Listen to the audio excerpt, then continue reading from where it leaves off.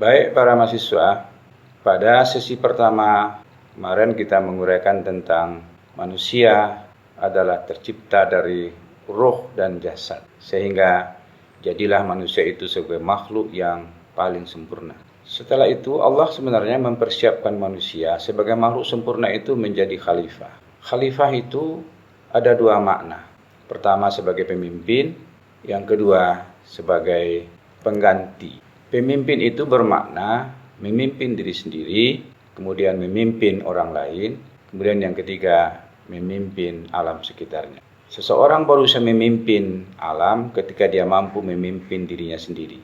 Seseorang bisa memimpin orang lain ketika dia mampu memimpin dirinya sendiri.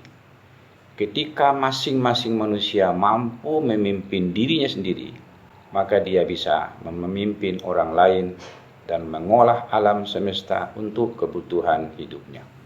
Oleh karena itu, khalifah dalam makna umum itu sebenarnya adalah kepemimpinan atau khilafah. Tetapi kalau kita tarik dengan perkembangan makna khilafah sekarang yang berkembang, sepertinya tidak mungkin lagi dikembangkan karena kita sudah memiliki negara-negara teritorial. Maka kita kembalikan saja maknanya kepada mana yang asli, yaitu memimpin. Yang kedua, khalifah bermakna pengganti. Pengganti itu adalah ada yang digantikan. Siapa yang digantikan? Yang digantikan itu adalah Allah Subhanahu wa Ta'ala. Oleh karenanya, ketika kita bertindak harus atas nama Allah Subhanahu wa Ta'ala.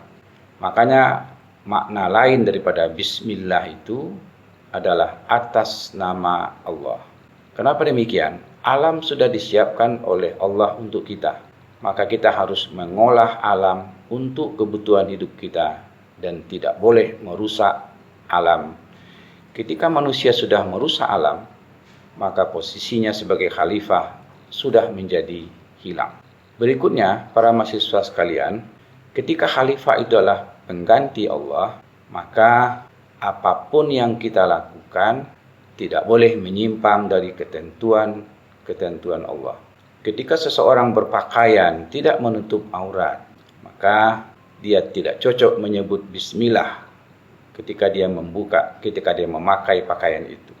Ketika seseorang mengambil hak orang lain secara haram, mencuri, merampok, begal, menodong segala macam, maka dia tidak tepat menyebut bismillah di situ. Secara sederhana saja, ketika seseorang membuang sampah tidak pada tempatnya, maka dia tidak cocok menyebut bismillah ketika dia membuang sampah itu.